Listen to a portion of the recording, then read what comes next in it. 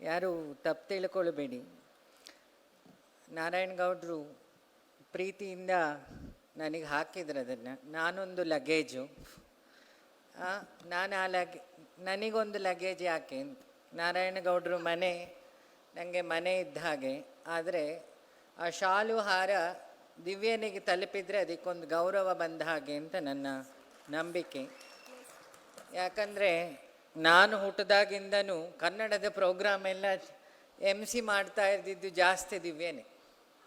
ಆ ಭುವನೇಶ್ವರಿ ಅವಳ ನಾಲಿಗೆಯಲ್ಲಿ ಯಾವಾಗಲೂ ನಲಿತಾ ಇರ್ತಾಳೆ, ಅದು ಅವಳಿಗೆ ತಲುಪಿದರೆ ಭುವನೇಶ್ವರಿಗೆ ತಲುಪುತ್ತೆ ಅಂತ. ಇವತ್ತು ಕನ್ನಡದ ಮೊನ್ನೆಯಷ್ಟೇ ಸಾಹಿತ್ಯ ಪರಿಷತ್ತು ಉದ್ಘಾಟನೆ ಮಾಡಿ ಆ ಪ್ರೋಗ್ರಾಮ್ ಮುಗಿಸಿ ಇವತ್ತು ಬಂದೆ. ಮತ್ತು ಇವತ್ತು ನಾನು ಹೊರಟಿದ್ದೆ ಬೇರೆ ಕಡೆ. ಮತ್ತು ನಾರಾಯಣಗೌಡರ ಆಜ್ಞೆ ಒಂಥರ ಸುಗ್ರೀವಾಜ್ಞೆ ಇದ್ದ ಹಾಗೆ. ಯಾಕಂದರೆ ಅವ್ರು ನನ್ನನ್ನು ಗುರುಗಳಂತೆಲ್ಲ ಹೇಳ್ತಾರೆ. ನಾನು ಹಾಗೆಲ್ಲ, ನಾನು ದೂರದ ಶಬ್ದ ಗುರು ಅನ್ನೋ ಶಬ್ದಕ್ಕೆ. ಯಾಕಂದರೆ ಅವ್ರ ಹಾಗೆ ಗುರಿ ಮುಟ್ಟಿಲ್ಲ ನಾನೇನು. ಅವರು ಕನ್ನಡಕ್ಕೆ ಏನು ಕೊಡಬೇಕೋ ಪೂರ್ಣವಾಗಿ ಕೊಟ್ಟಾಯ್ತು. ಮತ್ತು ಅದರ ರಕ್ಷಣೆಗೆ ಸರಿಯಾಗಿ ಇಷ್ಟು ಜನನ, ಇದರ 10 ಪಟ್ಟು ಜನ ಇದ್ದಾರೆ ನಂಗೆ ಗೊತ್ತಿದ್ದಾಗೆ, ಇಷ್ಟು ಜನನ ಬೆಳೆಸಿದ್ದಾರೆ. ಊರೂರಿಗೊಂದು ನಾರಾಯಣಗೌಡರನ್ನು ತಯಾರು ಮಾಡಿ ಆಯಿತು. ಅವರ ಮನೆಯವರ ಹೆಸರು ಮರೆತೆ ನಾನು. ವಿಶಾಲಾಕ್ಷಿ, ಕಾಶಿ ವಿಶಾಲಾಕ್ಷಿ ಅಮ್ಮನವರ ಹೆಸರು. ಹಾಗೆ ಕನ್ನಡದ ಕಾಶಿ ಸ್ಥಾಪಕರಾದ ನಾರಾಯಣಗೌಡರ ಹೆಂಡತಿಯವರಾದ, ಮತ್ತು ಅವರಿಗೆ ಪ್ರತಿ ಹೆಜ್ಜೆಗೆ, ಯಾಕಂದರೆ ನಾವೆಲ್ಲ ಗಂಡಸರನ್ನು ಹೇಳ್ತೀವಿ, ಬೇರೆ ಯಾರು ಆ ಜಾಗದಲ್ಲಿ ಇದ್ದಿದ್ರೆ ಇಷ್ಟೊತ್ತಿಗೆ ಡೈವರ್ಸ್ ಕೊಟ್ಟು ಹೋಗ್ತಿದ್ರು. ಇಷ್ಟೊತ್ತಿಗೆ ಡೈವರ್ಸ್ ಕೊಟ್ಟು ಹೋಗ್ತಾಯಿದ್ರು. ಇಲ್ಲ, ಒಂದು ಅಹಂಕಾರ ಇರ್ತಿತ್ತು. ಒಂದು ಗ್ರಾಮ ಪಂಚಾಯತಿ ಮೆಂಬರ್ ವಿನ್ ಆದರೆ ಅವ್ರ ಹೆಂಡ್ತಿನ ಮಾತಾಡ್ಸೋದು ಸ್ವಲ್ಪ ಕಷ್ಟ. ಮಿನಿಸ್ಟ್ರು ವಿನ್ ಆದರೆ ಅವರು PS ಹೆಂಡ್ತಿಯನ್ನು ಅವ್ರ ಹೆಂಡ್ತಿನ ಮಾತಾಡ್ಸೋದೇ ಕಷ್ಟ. ಅವಳು ನೆಲದಲ್ಲೇ ಇರಲ್ಲ ಅವತ್ತು ಆ ಅಹಂಕಾರ ಇಲ್ಲದೊಬ್ಬರು ಮಿನಿಸ್ಟ್ರ್ ಇದ್ದರು, ಸೋಮಣ್ಣ ಅಂತ. ನನಗೆ ಅತಿ ಪರಿಚಯ. ನಮ್ಮ ರಾಮಚಂದ್ರ ಅವರು, ನಮ್ಮ ಅರುಣಾಚಲ ಅವರು, ಅವರೆಲ್ಲ ಇವತ್ತಿಲ್ಲಿದ್ದಾರೆ. 90 ಭಾಗ ನಮ್ಮ ಕೋಡೆಯವರ ಮೊಮ್ಮಗ ಕೃಷ್ಣ ಅವರಿದ್ದಾರೆ. ಮತ್ತು ನಮ್ಮ ಹಾಸನದ ಕನ್ನಡ ಸಂಘದ ಸುಮಾರು ಜನ ನನಗೆ ಅತಿ ಹತ್ತಿರದವ್ರು, ಅಲ್ಲಿ ನೋಡಿದೆ ಅದಕ್ಕೆ. ಯಾಕಂದರೆ ಒಂಥರ ಮನೆ ಇದ್ದ ಹಾಗೆ ನನಗೆ ನಿಮ್ಮ ಕನ್ನಡ ಸಂಘಟನೆ. ಮತ್ತು ಇಲ್ಲಿ ಸ್ವಾಮೀಜಿಯ ಗದುಗಿನ ವೀರನಾರಾಯಣ ಊರಿನವರಾದ ಸ್ವಾಮೀಜಿ ಅವರಿಗೆ ನನ್ನ ಇಲ್ಲಿಂದನೇ ನಮಸ್ಕಾರ ಮಾಡ್ತಾ, ಇಷ್ಟು ಸಣ್ಣ ವಯಸ್ಸಲ್ಲಿ ಈ ಬೋವಿ ಸಂಸ್ಥಾನದ ಭವಿಷ್ಯತ್ತನ್ನು ಬದಲು ಮಾಡೋ ಒಂದು ಸೂರ್ಯ ಅಂತಲೂ ಹೇಳ್ಬೋದು. ಅವರ ಹೆಸರು, ನಾನು ತುಂಬ ಬೆಲೆ ಕೊಡುವ ಗುರುಗಳ ಹೆಸರು ಸಿದ್ದರಾಮೇಶ್ವರ. ನೀವು ತಿಳ್ಕೊಳ್ಬೋದು ಇವತ್ತೇನು ಅವ್ರ ಹತ್ರ ಮಾತಾಡ್ತಿದ್ರಲ್ಲ ಅಂತ. ನನಗೆ ಸಿದ್ದರಾಮೇಶ್ವರರ ವಿಚಾರ ಸುಮಾರು ಹೇಳಿದರು. ಇವತ್ತು ಶಾಸ್ತ್ರದ ಪ್ರಕಾರ ಮಹಾಪ್ರದೋಷ ಅಂತ. ಇವತ್ತು ಶನಿ ಪ್ರದೋಷ. ಇವತ್ತು ವರ್ಷದಲ್ಲಿ ಒಂದಿನ ಬರೋ ದಿನ. ಈ ದಿನ ಶಿವನನ್ನು, ಯಶೋದೆ, ಬಗುಳೆ ಎಲ್ಲ ಪೂಜೆ ಮಾಡಿ ಶ್ರೀನಿವಾಸನನ್ನು, ಕೃಷ್ಣನನ್ನು ಪಡೆದಿದ್ರಂತೆ. ಆ ದಿನ ಇವತ್ತು. ಆ ದಿನ ಶಿವಯೋಗಿಗಳ ದರ್ಶನ, ಕನ್ನಡದ ಯೋಗಿಗಳ ದರ್ಶನ, ಮತ್ತು ನನ್ನ ಹಳೆ ಪರಿಚಯದವರ ದರ್ಶನ ಮಾಡಲಿಕ್ಕೆ ಕಾರಣ ಆದ ನಾರಾಯಣಗೌಡರಿಗೂ ಮತ್ತು ನಮ್ಮ ಸತೀಶ್ ಅಣ್ಣನಿಗೂ. ಯಾಕಂದರೆ ಅವರೊಂಥರ ಹಠ ಹಿಡದೆ ಕರ್ಕೊಂಬರ್ತಾರೆ ಸತೀಶ್. ಯಾಕಂದರೆ ಮುಗ್ಧ ಮನಸ್ಸು. ನಿಮ್ಮ ಕನ್ನಡ ಸಂಘಟನೆಯಲ್ಲಿ ನಾನು ನೋಡಿದ್ದು ಒಂದು ವಿಚಾರ ಏನಂದರೆ, ನಿಮ್ಮಲ್ಲಿ ಅಹಂಕಾರ ಇಲ್ಲ. ನಿಮ್ಮ ಅಧ್ಯಕ್ಷರಲ್ಲಿ ಮೊದಲೇ ಇಲ್ಲ. ಅಮ್ಮ ಕಾಣಿಸ್ಕೊಳ್ಳೋದೇ ಇಲ್ಲ. ಅವ್ರು ಬಂದು ನಂಗೆ ಹೇಳಿದ ಮೇಲೆ, ನಾ ಮೊನ್ನೆ ಮದುವೆ ಮನೆಯಲ್ಲೂ ನೋಡಿದೆ. ನಾನೊಂದು ಸಲ ಸತೀಶ್ ಗೌಡ್ರ ಹತ್ರ ಕೇಳಿದೆ, ಈ ಒಂದೊಂದು ಪಕ್ಷದವರ ಮದುವೆಯಲ್ಲಿ ಮೈಂಟೈನ್ ಮಾಡೋದೇ ಕಷ್ಟ, ನಿಮ್ಮದು ಸರ್ವಪಕ್ಷ, ಕಮ್ಯುನಿಸ್ಟ್ ಅವರು ಇದ್ದಾರೆ, ಇವ್ರನ್ನೆಲ್ಲ ಹೆಂಗೆ ಮೈಂಟೈನ್ ಮಾಡ್ತೀರಿ ಅಂತ. ಆದರೆ ನಾನೊಂದು ಹೇಳಲ್ಲ, ಯಾವ ಮದುವೆಯಲ್ಲೂ ಅಷ್ಟು ಸಿಸ್ಟಮ್ಯಾಟಿಕ್ಕಾಗಿ ವ್ಯವಸ್ಥೆ ನಾನು ಈ 5 ವರ್ಷದಲ್ಲಿ ನೋಡಿಲ್ಲ. ಕಾರಣ ಏನು ಹೇಳ್ತೀನಿ, ಅಲ್ಲಿ ರಕ್ತ ಸಂಬಂಧಕ್ಕಿಂತ ಹೃದಯ ಸಂಬಂಧ ಎದ್ದು ಕಾಣ್ತಾ ಇತ್ತು. ಮೊನ್ನೆ ಸಾಹಿತ್ಯ ಸಮ್ಮೇಳನ ಮಾಡ್ತಾ ಚೆಲುವನಾರಾಯಣ ಅವರಿಗೂ ನಮ್ಮ ರವಿ ಕೇಳಿದೆ, ಎಲ್ಲ ಸರಿ, ಇಷ್ಟು ಜನಕ್ಕೆ ಹೇಗೆ ಊಟದ ವ್ಯವಸ್ಥೆ ಮಾಡ್ತೀರಿ ಅಂತ. ಯಾಕೆ ಫಸ್ಟ್ ದಿನದ್ದು ನಾನು ಓಪನಿಂಗ್ ಹೋದಾಗ 30,000 ಜನ ಮ್ಯಾರಥಾನ್. ನಂಗೆ ಶಾಕು, ಕನ್ನಡಕ್ಕೋಸ್ಕರ ಓಡ್ಲಿಕ್ಕೆ ಇಷ್ಟು ಜನ ಇದ್ದಾರೆ ಅಂತ. ನೆಕ್ಸ್ಟು ಕೊನೆ 3 ದಿನವೂ ಆ ಎಲ್ಲ ವ್ಯವಸ್ಥೆಯು ಅಚ್ಚುಕಟ್ಟಾಗಾಯಿತು. ಅದರಲ್ಲಿ ದೊಡ್ಡ ಪಾಲೇನು ಅಂದರೆ ಕನ್ನಡ ರಕ್ಷಣಾ ವೇದಿಕೆ ವಾಲಂಟಿಯರ್ಸ್ ಕೆಲಸ ಮಾಡ್ತಾ ಇದ್ರು. ಹಾಗಾಗಿ ಆ ನಮಸ್ಕಾರ ಇಲ್ಲೇ ಮಾಡಿ ಬಂದಿ. ನಾವೆಲ್ಲ ಭಾಷಣ ಬೆಗಿಬೋದು, ನೀವು ಬದುಕಿದ್ದೀರಿ. ನಮ್ಮದೆಲ್ಲ ಭಾಷಣ, ನಿಮ್ಮ ಬದುಕೆ ಕನ್ನಡಕ್ಕೆ ಇಟ್ಟಿದ್ದೀರಿ. ಈಗಷ್ಟೇ ಸ್ವಾಮೀಜಿ ಅವರು ಹೇಳಿದರು, ಗಡಿ ಭಾಗ ಸ್ವಲ್ಪ ಉಳಿದಿದೆ ಅಂದರೆ ಅಲ್ಲಿಯ ಗಡಿಯ ದೇವರಿಂದಲ್ಲ, ಅಲ್ಲಿರೋ ಕನ್ನಡ ಸಂಘಟನೆಯ ಭಯದಿಂದ ಅಂತ. ಫ್ಯಾಕ್ಟ್ ಇದು, ಹೊಗಳಿದ್ದಲ್ಲ ನಾನು, ಅಲ್ವಾ? ದೇವರಿಗೆಲ್ಲ ಆಣೆ ಭಾಷೆ ಎಲ್ಲ ತಪ್ಪುಕಾಣಿಕೆ ಹಾಕ್ತಾರೆ, ಕನ್ನಡ ಸಂಘದವ್ರಿಗೆ ತಪ್ಪುಕಾಣಿಕೆ ಹಾಕಂಗಿಲ್ಲ, ಕೈ ಮುರಿದಿಡ್ತಾರೆ. ಒಂದು ತಮಿಳ್ನಾಡಲ್ಲಿ ನೋಡಿ, ಅಲ್ಲೆಲ್ಲ ಬೋರ್ಡು ತಮಿಳೇ. ಈಗ ಸ್ವಾಮೀಜಿ ಜಪಾನಿನ ಬಗ್ಗೆ ಹೇಳಿದರು, ಇದು ನಾವು ಸೀರಿಯಸ್ ಆಗಿ ತಗೊಳ್ಬೇಕು. ಮೊನ್ನೆ ಚಂದ್ರು ಅವರು ಸಾಹಿತ್ಯ ಪರಿಷತ್ತಲ್ಲಿ ಮಾತಾಡಿದರು, ಎಷ್ಟೋ ಪ್ರಾಧಿಕಾರಗಳ ಬಗ್ಗೆ ಇನ್ನೂ ಏನು ಗೌರ್ಮೆಂಟ್ ನೋಡಿಕೊಳ್ಬೇಕಾಗಿದೆ. ಅದಕ್ಕೆ ಇನ್ನೂ ಅದಕ್ಕೆ ಅಧಿಕಾರಿಗಳನ್ನು ಬೋರ್ಡ್ ಫುಲ್ಫಿಲ್ ಮಾಡ್ತಾರಲ್ಲ ಪೊಸಿಷನ್ಸು, ಅದೆಲ್ಲ ಸುಮಾರು ಕನ್ನಡಕ್ಕೆ ಸಂಬಂಧಪಟ್ಟಿದ್ದು ಖಾಲಿ ಇದೆ. ನನಗೆ ಗೊತ್ತಿರಲಿಲ್ಲ. ಮೊನ್ನೆ ನಮ್ಮ ಚಂದ್ರ ಅವರು ಮಾತಾಡ್ತಾ ಹೇಳ್ತಾ ಗೊತ್ತಾಯಿತು, ಇಷ್ಟೊಂದು ವಿಂಗ್ಸ್ ಇದೆಯಾ ಕನ್ನಡಕ್ಕೆ ಸರ್ಕಾರದಲ್ಲಿ. ಸೊ ಅದರಲ್ಲಿ ಜಾಸ್ತಿ ಕನ್ನಡ ಸಂಘಕ್ಕೋಸ್ಕರ ಬದುಕಿದ ಕಾರ್ಯಕರ್ತರುಗಳ ಆ ಜಾಗದಲ್ಲಿ ಕೂತ್ರೆ ಅದಕ್ಕೆ ಶೋಭೆ ಅಂತ ನನ್ನ ಭಾವನೆ. ಅದಕ್ಕೆ ನಾನು ನನ್ನ ಪರವಾಗಿ ಸರ್ಕಾರಕ್ಕೆ ನನ್ನ ಮನವಿಯು ತಲುಪಿಸ್ತೀನಿ.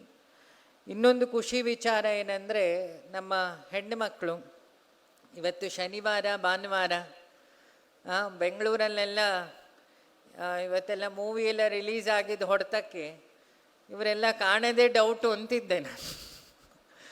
ಆದರೆ ಈ ಗಂಡಸರಕ್ಕಿಂತ 2 ಪಟ್ಟು ಶಕ್ತಿ ಇರುವುದು ಹೆಣ್ಣಲ್ಲಿ. ಒಂದು ಹೆಣ್ಣು ಕರೆಂಟ್ ಇದ್ದಾಗೆ, ಅವಳು ಕನ್ಸ್ಟ್ರಕ್ಟಿವ್ ಆಗಿ ಬೆಳೆದ್ರೆ ಮನೆ ಬೆಳಗ್ತಾಳೆ, ಇಲ್ಲ ಶಾರ್ಟ್ ಸರ್ಕ್ಯೂಟ್ ಆಗುತ್ತೆ ಅವಳು ಡಿಸ್ಟ್ರಕ್ಟಿವ್ ಆಗಿ ಹೋದರೆ. ಇಲ್ಲಿರೋ ಕನ್ನಡ ಸಂಘದ ಹೆಣ್ಣುಮಕ್ಕಳು ಅಂಥ ಹೆಣ್ಮಕ್ಳಿಗೆ ಸಾಕ್ಷಿ ಅಂತ ಅಂದ್ಕೊಳ್ತೀವಿ. ಯಾಕಂದರೆ ಒಂದು ಹೆಣ್ಣು ಮನೆಯೂ ನೋಡ್ಕೊಳ್ತಾಳೆ, ಭಾಷೆಯೂ ಉಳಿಸ್ತಾಳೆ ಅನ್ನೋದಕ್ಕೆ ನೀವೆಲ್ಲ ಒಂದು ಮಾದರಿ. ಇಲ್ಲಿಂದನೇ ಒಂದು ನಮಸ್ಕಾರ ಮಾಡಿಬಿಡ್ತೀವಿ. ಯಾಕಂದರೆ ಈಗಿನ ಹೆಣ್ಮಕ್ಳಲ್ಲಿ ಬೆಂಗಳೂರಲ್ಲಿ ಅಡುಗೆ ಮಾಡೋದು ಕಷ್ಟ, ಸ್ವಿಗ್ಗಿ ಆಗಬೇಕು. ಅಡುಗೆ ಮಾಡಿದರೂ ಅದು ಮ್ಯಾಗಿನೇ ಆಗಬೇಕು, ಯಾಕೆ ಬೇಗ ಬೇಯುತ್ತೆ, ಹೆಚ್ಚಿಗೆ ಕೆಲಸ ಇಲ್ಲ. ಮತ್ತು ಎಲ್ಲರೂ ಈ ಕಿಟ್ಟಿ ಪಾರ್ಟಿ ಐಬ್ರೋ ಮಾಡಿಸೋದ್ರಲ್ಲೇ ಬ್ಯುಸಿ ಇರ್ತಾರೆ, ಒಂದೊಂದೊಡಿ ಮೇಕಪ್ಪಲ್ಲಿ. ಇಷ್ಟೆಲ್ಲ ಬ್ಯುಸಿ ಮಧ್ಯನೂ ಮನೆ ಕೆಲಸನೂ ಮಾಡಿಕೊಂಡು ರಾಜ್ಯದ ಕೆಲಸವೂ ಭಾಷೆಯೂ ಕೆಲಸ ಮಾಡ್ತಾ ಇದ್ದೀರಿ. ನಿಮಗೆ ನನಗೆಲ್ಲ ಕೊಟ್ಟ ಎಲ್ಲ ಅವಾರ್ಡ್ಗಳು ನಿಮ್ಮ ಕಾಲಿಗೆ ಸಮರ್ಪಣೆ ಮಾಡ್ತಾ ಇದ್ದೀನಿ. ಇನ್ನೊಂದು ಹೆಣ್ಮಕ್ಳಲ್ಲಿ ವಿನಂತಿ, ನಾವೆಲ್ಲ ಈ ಕ್ಲಾಪ್ಸ್ ಹೊಡೆಯೋದ್ರಿಂದ ಪ್ರೋಗ್ರೆಸ್ ಆಗಲ್ಲ, ನಾವು ಆಚರಣೆ ಏನಾದ್ರು ಮಾಡಬೇಕು. ಹಾಗಾಗಿ ಆದಷ್ಟು ಕನ್ನಡ ಭಾಷೆಯನ್ನು ಬೆಳೆಸಲಿಕ್ಕೆ 2 ದಾರಿ ಉಂಟು. ಒಂದು, ನಮ್ಮ ಕೆನಡಾದವರು ಈಗಷ್ಟೇ ಬಂದರು, ಖುಷಿ ಆಯ್ತು ನನಗೆ. ಆ ಕೆನಡಾದಲ್ಲಿ CA ಅಳಿಸಿ ಹಾಕಿದರೆ ಅದು ಕನ್ನಡ ಆಗ್ತದೆ. ಅವರು ಆ ಕೆಲಸ ಮಾಡ್ತಿದ್ದಾರೆ. ಚಿತ್ರರಂಗದಿಂದ ಭಾಷೆ ಬೆಳೆಯುತ್ತೆ. ನಂಗೆ ಗೊತ್ತಿದ್ದಂಗೆ ಕಾಂತಾರ ಮೂವಿ ಆಗಲಿ, ಇದೆಲ್ಲ ಈಗ ಎಲ್ಲ ಕನ್ನಡ ಮೂವಿಗಳೆಲ್ಲ ಎಲ್ಲ ಭಾಷೆಗೆ ಹೋಗ್ತಾ ಇದೆ ಎಂದರೆ ಆ ನಟನೆ ಮತ್ತು ಆ ಭಾಷೆಯನ್ನು ಪ್ರೀತಿಸಿ ಆ ಭಾಷೆಗೆ ನಾವು ಸಪೋರ್ಟ್ ಮಾಡಿದರೆ ಏನಾಗ್ಬೋದು ಅಂತ. ಹಾಗಾಗಿ ಈ ಕನ್ನಡ ಮಾಧ್ಯಮ ಚಾನೆಲ್ಗಳನ್ನು ಯೂಟ್ಯೂಬ್ಸ್ ಇರ್ಬೋದು, ಅಥವಾ ಹೆಣ್ಮಕ್ಳೆಲ್ಲ ಈಗ ಶುರು ಮಾಡಿದ್ದಾರೆ. ಮೊದಲು ಮನೇಲಿ ಗಲಾಟೆ ಮಾಡ್ತಿದ್ರೆ, ಈಗ ಯೂಟ್ಯೂಬಿಗೆ ಬಂದಾಯಿತು, ಈಗ ಗಲಾಟೆ ಇಲ್ಲ, ಅಡುಗೆ ಎಲ್ಲ ಹೇಳಿಕೊಡ್ತಾರೆ. ಸೊ ಆ ಮಾಧ್ಯಮಗಳನ್ನು ಬೆಳೆಸ್ಬೇಕು. ಯಾಕೆ ಒಂದು ಕನ್ನಡ ಚಿತ್ರರಂಗದಲ್ಲಿ ಎಷ್ಟೋ ಜನ ಈ ಕನ್ನಡ ಸಂಘದ ಸ್ಟ್ರೈಕಿಗೆ ಜಾಸ್ತಿ ಬರದೆ ಚಿತ್ರಕಲಾವಿದರು ಅವರೆಲ್ಲ ತುಂಬ ಕಷ್ಟ ಇದ್ದರು. ಈ ಸಹಕಲಾವಿದ್ರನ್ನ ನಾನು ನೋಡಿದ್ದೀನಿ. ಸುಮಾರು ಜನಕ್ಕೆ ಆಶ್ರಮ ಸಹಾಯಕ್ಕೂ ನಿಂತಿದೆ, ಫಿನಾನ್ಷಿಯಲಿ ಸಮೇತ. ಯಾಕಂದರೆ ಅವ್ರು ನಮ್ಮ ಎದುರುಗಡೆ ಅವ್ರ ಕಷ್ಟನೆಲ್ಲ ಮುಚ್ಚಿಟ್ಟು ನಮ್ಮನ್ನು ನಗಿಸ್ತಾ ಇದ್ದಾರೆ. ಇಲ್ಲೇ ಒಬ್ಬರು ನಮ್ಮ ಮಿಮಿಕ್ರಿ ಆರ್ಟಿಸ್ಟ್ ಇದ್ದಾರೆ. ನಾನು ನಮ್ಮ ಎಲ್ಲ ಮುಖ್ಯಮಂತ್ರಿಗಳ ಮಿಮಿಕ್ರಿ ಅವರು ಮಾಡ್ತಾರೆ. ಅವ್ರು ಬರಬೇಕಂದ್ರೆ ನಾನು ನೋಡಿದೆ, ನಿಮ್ಮ ದೊಡ್ಡ ಫ್ಯಾನ್ ನಾನು. ಗೋಪಿ ಅವ್ರದ್ದು. ಯಾಕಂದರೆ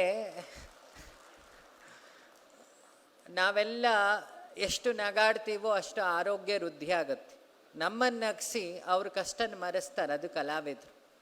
ಆ ಕಲಾವಿದರನ್ನೇನಾದ್ರು ಪ್ರಪಂಚದಲ್ಲಿ ಗುರುತಿಸಿ ಫಸ್ಟು ಸನ್ಮಾನ ಮಾಡಿದರೆ ಅದು ನಿಮ್ಮ ಕನ್ನಡ ರಕ್ಷಣಾ ವೇದಿಕೆಯಲ್ಲಿ ಪ್ರತಿ ಊರಲ್ಲೂ ಮಾಡ್ತಾರೆ. ನನಗೆ ಹಾಸನದವರು ಅದಕ್ಕೆ ಹೇಳಿದೆ, ಅವರ ಊರಿನ ಫಂಕ್ಷನ್ ಪ್ರತಿ ವರ್ಷವೂ ಅಲ್ಲಿ ಸಣ್ಣ ಸಣ್ಣ ಕಲಾವಿದರನ್ನು ಗುರುತಿಸ್ಬಿಟ್ಟು ಅವರನ್ನು ಗೌರವಿಸ್ತಾರೆ. ನಾವು ಆ ಫಿನಾನ್ಷಿಯಲಿ ಮಾರಲಿ ಬೆನ್ತಟ್ಟೋ ಕೆಲಸ ಮಾಡಬೇಕು. ಮತ್ತು ಎಲ್ಲ ನಿಮ್ಮ ಏರಿಯಾದಲ್ಲಿ ನಿಮ್ಮ ಮನೆಗಳಲ್ಲಿ ಇಂಗ್ಲೀಷ್ ಪ್ಲೇಟ್ ಬೋರ್ಡ್ ಇದೆ ಮನೆಗಳಿಗೆ ಸಮೇತ, ಅದನ್ನು ಇವತ್ತಿಂದ ಹಾಕ್ಕೊಳ್ಳಿ. ನಿಮ್ಮ ಭಾಷೆಯಲ್ಲಿ ಬೇಡ ಅಂತ ಹೇಳಲ್ಲ, ಕೆಳಗಡೆ ಒಂದು ಕನ್ನಡದ ಬೋರ್ಡು ಹಾಕಿ. ಅದು ನಾವು ಆ್ಯಕ್ಷನಲ್ಲಿ ಕನ್ನಡದ ಪ್ರೀತಿ ತೋರಿಸ್ತಾರೆ. ನಮ್ಮ ಮನೆಗಳ ಬೋರ್ಡ್ ಇರುತ್ತಲ್ಲ, ಈ ನಿಲಯ ಅಂತೆಲ್ಲ ಹಾಕಿರ್ತೀವಿ. ಇಲ್ಲ ಹೆಂಡತಿ ಮಕ್ಕಳ ಹೆಸರೆಲ್ಲ, ಈ ಗಂಡಂದರು ಹೆಂಡತಿ ಮಕ್ಕಳಿಗೆ ಖುಷಿ ಪಡಿಸ್ಲಿಕ್ಕೆ ಗಾಡಿ ಹಿಂದೆ ಒಂದು ಬೋರ್ಡ್ ಹಾಕಿರ್ತಾರೆ, ಮನೆಯವ್ರ ಮೇಲೆ ಪ್ರೀತಿ ಉಕ್ಕಿದೆ ನನಗೆ ಅಂಥೇಳಿ. ಅದು ಇಂಗ್ಲೀಷಲ್ಲಿ ಹಾಕಿರ್ತಾರೆ. ಸುಮಾರು ಗಾಡಿ ಇಟ್ಟವ್ರು ಇಲ್ಲಿದ್ದೀರಿ, ಬೆಂಗಳೂರಲ್ಲಿ ಜಾಸ್ತಿ. ಆ ಮಕ್ಕಳು ಹೆಂಡತಿನ ಹೆಸರುಗಳನ್ನೆಲ್ಲ ಕನ್ನಡದಲ್ಲಿ ಹಾಕೋ ಪ್ರಾಕ್ಟೀಸ್ ಮಾಡಿ. ವಾರಕ್ಕೆ ಅಟ್ಲೀಸ್ಟ್ ಒಂದು ದಿನ ಆದರೂ ವಾಟ್ಸಪ್ಪಲ್ಲಿ ಮೆಸೇಜ್ಗಳು ಮಾಡ್ತೀರಿ, ಅದು ಕನ್ನಡದಲ್ಲಿ ಮಾಡೋ ಪ್ರಾಕ್ಟೀಸ್ ಮಾಡಿ. ಆವಾಗ ಕನ್ನಡ ಉಳಿಯುತ್ತೆ. ಮೊಬೈಲಲ್ಲಿ ಹೆಸರು ಸೇವ್ ಮಾಡ್ತೀವಿ, ಅದು ಕನ್ನಡದಲ್ಲಿ ಹಾಕಿ. 25ನೇ ವರ್ಷ ನಾವೇನಾದ್ರು ಕೊಡುಗೆ ಕೊಡಬೇಕಾ ಭುವನೇಶ್ವರಿಗೆ. ಹಾಗಾಗಿ ಕನ್ನಡದ ಕಾಲರ್ ಟ್ಯೂನನ್ನು ನಾವು ಯೂಸ್ ಮಾಡುವ ಅಲ್ವಾ. ಹೆಲೋ ಅನ್ನೋ ಬದಲು ನಮಸ್ತೆ ಅಂಥೇಳಿ ನಮ್ಮ ಭಾಷೆಯಲ್ಲಿ ನಾವು ಉಪಯೋಗಿಸ್ಲಿಕ್ಕೆ ಶುರು ಮಾಡಿದರೆ ಇನ್ನೊಬ್ಬರು ಕಲಿತಾರೆ. ನೋಡಿ, 10 ವರ್ಷದಿಂದ ಎಲ್ಲರೂ ಕನ್ನಡ ಮಾತಾಡ್ತಿದ್ರು, ಬ್ಯಾಂಗ್ಳೂರಲ್ಲಿ ಸಮೇತ. ಈಗ ನಮ್ಮ ಹಳ್ಳಿಗಳಲ್ಲೆಲ್ಲ ಪಪ್ಪ ಬೆಪ್ಪ ಅನ್ಲಿಕ್ಕೆ ಶುರುವಾಗಿದೆ, ಮಮ್ಮಿ ಡಮ್ಮಿ ಅನ್ಲಿಕ್ಕೆ ಶುರುವಾಗಿದೆ. ಇದು ನಮ್ಮ ಹಳ್ಳಿ ಅವಸ್ಥೆ, ಸಿಟಿ ಅವಸ್ಥೆ ಕೇಳೋದೇ ಬೇಡ. ಮತ್ತೆಲ್ಲರೂ ಕನ್ನಡ ಮಾಧ್ಯಮದಲ್ಲಿ ಓದಿ ಬಂದಿದ್ದಾರೆ ಅಂದರೆ ಸ್ಕೂಲಲ್ಲಿ ಒಂಥರ ಅವರನ್ನೊಂಥರ ಏನೋ ಅಸ್ಪೃಶ್ಯರ ಥರ ನೋಡೋ ಅವಸ್ಥೆ ಇದೆ. ಅಂಥ ಸ್ಕೂಲ್ಗಳಿಗೆ ನಮ್ಮ ಮಹಿಳಾ ಮಣಿಗಳೆಲ್ಲ ಟೀಚರ್ಸ್ ಮೀಟಿಂಗಿಗೆ ಹೋಗ್ತೀರಿ, ಅವರಿಗೊಂದು ಪಾಠ ಮಾಡಿ ಬರೋದ್ರಲ್ಲಿ ಏನೂ ತಪ್ಪಿಲ್ಲ ಅಂತ ನನ್ನ ಅಭಿಪ್ರಾಯ. ಇದನ್ನು ಮಾಡಿದಾಗ ಅವರಿಗೆ ಎಚ್ಚರಿಕೆ ಬರುತ್ತೆ. ನೋಡಿ, ನಾವು ಅಮ್ಮ ಅಂತ ಶುರು ಕರೆದ್ವಲ್ಲ, ಅದು ನಮ್ಮ ಭಾಷೆಯಲ್ಲಿ, ಅದು ಮಾತೃಭಾಷೆ. ತಾಯಿಯನ್ಕಿಂತ ದೊಡ್ಡ ದೇವರಿಲ್ಲ. ಅವಳಿಗಿರೋ ಶುರು ಮಂತ್ರ ಅಮ್ಮ. ಆ ಅಮ್ಮ ಕೊಟ್ಟಿದ್ದು ಕನ್ನಡ ಭಾಷೆ. ಅದರ ಋಣ ತೀರಿಸಬೇಕಾಗಿದ್ದು ಅಮ್ಮಂದ್ರ ಕೆಲಸ ಅಂತ ಅಂದ್ಕೊಳ್ತೀನಿ. ನೆಲ, ಭಾಷೆ, ನುಡಿ, ಈ ನೀರು, ಜಲ, ಈ ಮೂರಿದೆಯಲ್ಲ, ಅದರ ಋಣ ತೀರಿಸ್ಲಿಕ್ಕಾಗಲ್ಲ. ಸೊ ನಿಮ್ಮ ಕನ್ನಡ ಸಂಘದವರಿಗೆ ನೆಕ್ಸ್ಟ್ ಒಂದು ಅಸೈನ್ಮೆಂಟು, ಒಂದು ರಿಕ್ವೆಸ್ಟು, ನಾವು ಫಸ್ಟು ಕಾವೇರಿ ನದಿಯನ್ನು ಕ್ಲೀನ್ ಮಾಡೋ ಕೆಲಸವನ್ನು ಮಾಡೋಣ ನಿಮ್ಮ ಸಂಘಟನೆ ವತಿಯಿಂದ. ಒಂದು ಕಾವೇರಿ ಆರತಿಯು ನಾರಾಯಣಗೌಡರ ಕಾಲದಲ್ಲಿ ನಡೀಲಿ ಅಂತ. ಯಾಕಂದರೆ ಹಿಂದೆ ದೇವತೆಗಳಿಗೆಲ್ಲ ತೊಂದರೆ ಆದಾಗ ವೈಕುಂಠದ ಬಾಗಿಲಲ್ಲಿ ಹೋಗಿ ಬೊಬ್ಬೆ ಹಾಕ್ತಿದ್ರಂತೆ. ಈಗ ಕನ್ನಡ ಭಾಷೆಗೆ ತೊಂದರೆ ಆದರೆ ನಾರಾಯಣಗೌಡರ ಬಾಗಿಲಲ್ಲೇ ನಾವೆಲ್ಲ ಬೊಬ್ಬೆ ಹಾಕಬೇಕೀಗ.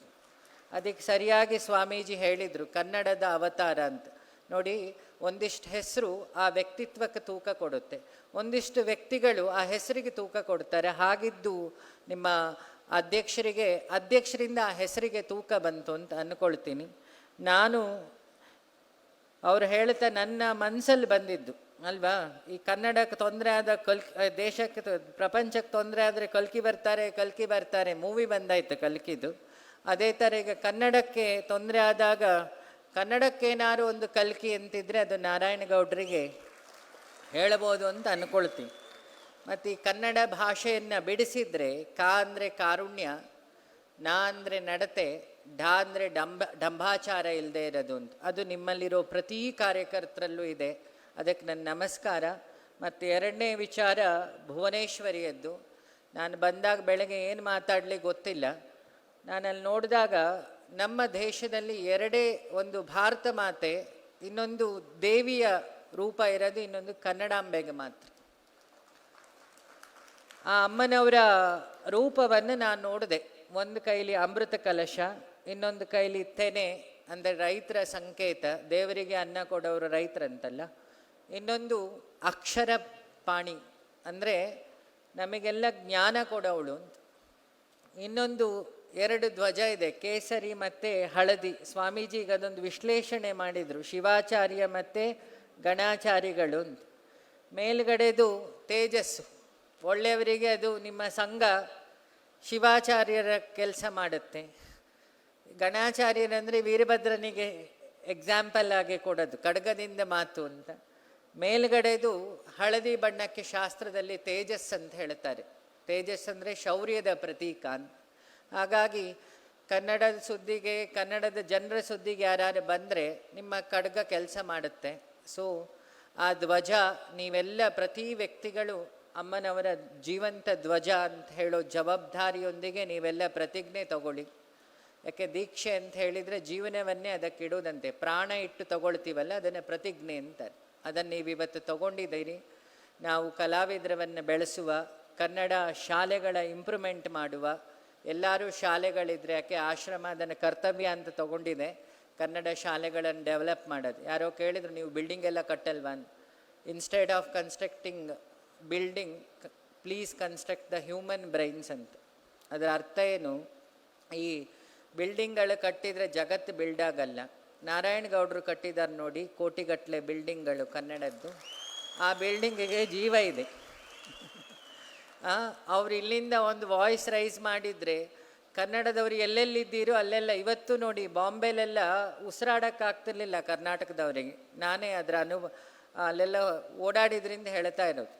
ಅಲ್ಲೆಲ್ಲ ಇವತ್ತು ಒಂದು ಸೇಫ್ಟಿಲಿದ್ದೀರಿ ಕನ್ನಡಿಗರು ಅಂದರೆ ಅವರೆಲ್ಲ ದೇವರಿಗೆ ನಮಸ್ಕಾರ ಮಾಡ್ತಾರೋ ಗೊತ್ತಿಲ್ಲ. ನಿಮ್ಮ ರಕ್ಷಣಾ ವೇದಿಕೆ ಅನ್ನೋದು ಜ್ಞಾಪಕ ಇಟ್ಟುಕೊಳ್ಬೇಕು ಅಂತ. ಇನ್ನೊಂದು SM ಕೃಷ್ಣ ಅವರು ಮತ್ತು ಕುವೆಂಪು ಅವರಿಗೆ ಇವತ್ತು ಈ ವೇದಿಕೆಯನ್ನು ಸಮರ್ಪಣೆ ಮಾಡಿದ್ರಿ. ಒಂದು ನನಗೆ ಹತ್ತಿರದ ಫ್ಯಾಮಿಲಿ ಕೃಷ್ಣ ಅವರು. ಆ ಕೃಷ್ಣ ಭಗವದ್ಗೀತೆ ಕೊಟ್ಟ ಆತ್ಮೋದ್ಧಾರಕ್ಕೆ. ಇವತ್ತು ನಿಮ್ಮ ಬೆಂಗಳೂರಲ್ಲಿ ದೇವರನ್ನು ನಂಬಿ ಬಿಡಿ ದೇವಸ್ಥಾನದವರು, ಕಂಪ್ನಿಗಳು ಮಾಡಿದವರು, ಕ್ಯಾಂಟೀನ್ ಮಾಡಿದವರು, ಸ್ಕೂಲ್ ಮಾಡಿದವರು, ಟ್ರಾಫಿಕ್ ಇಲ್ಲದೆ ತಕ್ಕ ಮಟ್ಟಿಗೆ ಓಡಾಡ್ತಿದ್ದೀವಿ ಅಂದರೆ ಅದು SM ಕೃಷ್ಣ ಅವರು ಕೊಟ್ಟ ಬ್ಲೂ ಪ್ರಿಂಟಿನ ಭಿಕ್ಷೆ ಅಂದ್ಕೊಳ್ತೀವಿ. ಸೊ ಆ ವ್ಯಕ್ತಿಗೆ ಅಹಂಕಾರ ಇಲ್ಲದೆ, ದ್ವೇಷ ಇಲ್ಲದೆ, ಎಲ್ಲರನ್ನೂ ಒಂದೇ ಥರ ಪ್ರೀತಿಸಿ ರಾಜಕಾರಣ ಮಾಡಿದವರು. ಸೊ ಆ ವ್ಯಕ್ತಿಗೆ ಇವತ್ತಿನ ನುಡಿ ನಮನ ಅತಿ ಏನದು ನುಡಿ ನಮನಕ್ಕೊಂದು ಗೌರವ. ಇನ್ನೊಂದು ಕುವೆಂಪು, ನಾನು ಹುಟ್ಟಿದ ಊರಿನ ಪಕ್ಕದಲ್ಲೇ ಇರೋದು. ಅವರ ಮೊಮ್ಮಕ್ಕಳು ನನ್ನ ಹಳ್ಳಿ ಆಶ್ರಮದ ಟ್ರಸ್ಟಿ ಅಮರೇಂದ್ರ ಕಿರೀಟಿ ಅಂಥೇಳಿ. ಇವತ್ತು ಅವರ ಹೆಸರು ಬೇರೆ ಇವತ್ತು ಪ್ರಶಸ್ತಿಯಲ್ಲಿಟ್ಟರೆ ಅತಿ ಸಮಂಜಸವಾಗಿದ್ದು ಒಬ್ಬ ಕವಿ, ಒಬ್ಬ ಮಾದರಿಯಾಗಿ, ರಿಫಾರ್ಮರ್ ಆಗಿ, ಚಿಂತಕ ಆಗಿ, ತಪಸ್ವಿಯಾಗಿ ಯಾರಿದ್ದರೆ ಅದು ರಾಷ್ಟ್ರಕವಿ ಕುವೆಂಪು. ವಾಲ್ಮೀಕಿ ನಂತರ ರಾಮಾಯಣವನ್ನು ನಮಗೆ ಕನ್ನಡದ ಮಟ್ಟಿಗೆ ಸುಲಭ ತರಿಸಿ ರಾಮನ ವ್ಯಕ್ತಿತ್ವವನ್ನು, ಆದರ್ಶ ರಾಜ, ಮಗ, ಆದರ್ಶ ಪುರುಷ, ಇದನ್ನೆಲ್ಲ ನಮಗೆ ನಮ್ಮ ಭಾಷೆಯಲ್ಲಿ ಹೇಳಿದಾಗ ಬೇಗ ಅರ್ಥ ಆಗುತ್ತೆ. ಸೊ ಅಂಥ ಕೆಲಸ ಮಾಡಿದವರು ಕುವೆಂಪು ಅವರು. ಇನ್ನೊಂದು ದೊಡ್ಡ ಕೆಲಸ ಮಾಡಿದರು. ನಮ್ಮೂರಲ್ಲೆಲ್ಲ ಈ ಮದುವೆ ಮಾಡಿ ಹೆಣ್ಮಕ್ಳು ತಂದೆ ಸಾಲಕ್ಕೆ ಸಿಕ್ಕಾಕೊಂಡು ಆ ಮಗು ನಾಮಕರಣ ಆಗಿ ಅದು 10ನೇ ಕ್ಲಾಸ್ ಆದರೂ ಆ ಮಗು ಅಮ್ಮನ ಮದುವೆಗೆ ಮಾಡಿದ ಸಾಲ ತೀರ್ತಿರ್ಲಿಲ್ಲ. ಹಾಗಾಗಿ ಸುಮಾರು ಜನ ಜಮೀನು ಕಳ್ಕೊಂಡಿದ್ರು. ಕವಿಶೈಲದಲ್ಲಿ ಈ 4-5 ವರ್ಷ ನಾನು ಹೋಗಿದ್ದೆ ಆ ಸರಳ ವಿವಾಹಕ್ಕೆ. ಮಂತ್ರ ಮಾಂಗಲ್ಯ ಅನ್ನೋ ಕಾನ್ಸೆಪ್ಟಲ್ಲಿ ಕುವೆಂಪು ಅವರು ಶುರು ಮಾಡಿದರು. ನಮ್ಮ ಆಶ್ರಮದ ಒಂದು 10-15 ಜನರ ಫ್ಯಾಮಿಲಿ ಆ ಮಂತ್ರ ಮಾಂಗಲ್ಯದ ಕಾನ್ಸೆಪ್ಟಲ್ಲೇ ಮದುವೆ ಆಗಿದ್ರು. ಇದರಿಂದ ಎಷ್ಟೋ ಹೆಣ್ಮಕ್ಳ ತಂದೆ ತಾಯಿ ಕಣ್ಣೀರು ಒರೆಸಿದ ಕೆಲಸ. ನೆಕ್ಸ್ಟ್ ಟೈಮ್ ನಿಮ್ಮ 26ನೇ ವರ್ಷದ ಅಥವಾ ನಾರಾಯಣಗೌಡರು ಮತ್ತು ವಿಶಾಲಾಕ್ಷಿ ಅಮ್ಮನವರ ಮದುವೆ ಆದ ದಿನದ ಜ್ಞಾಪಕಾರ್ಥವಾಗಿ ಹಳ್ಳಿಲಿರೋ ಬಡವರಿಗೆ ನಿಮ್ಮ ಹೇಗಿದ್ರು ಕನ್ನಡ ಸಂಘದವರು ರಕ್ತದಾನ ಶಿಬಿರ ಮಾಡ್ತೀರಿ. ಬ್ಲಡ್ ಬ್ಯಾಂಕ್ ಅವರು ನಿಮ್ಮ ಋಣ ತೀರಿಸುವಾಗಿಲ್ಲ, ಕನ್ನಡದ ಕಾರ್ಮಿಕರು ನಿಮ್ಮ ಋಣ ತೀರಿಸುವಾಗಿಲ್ಲ.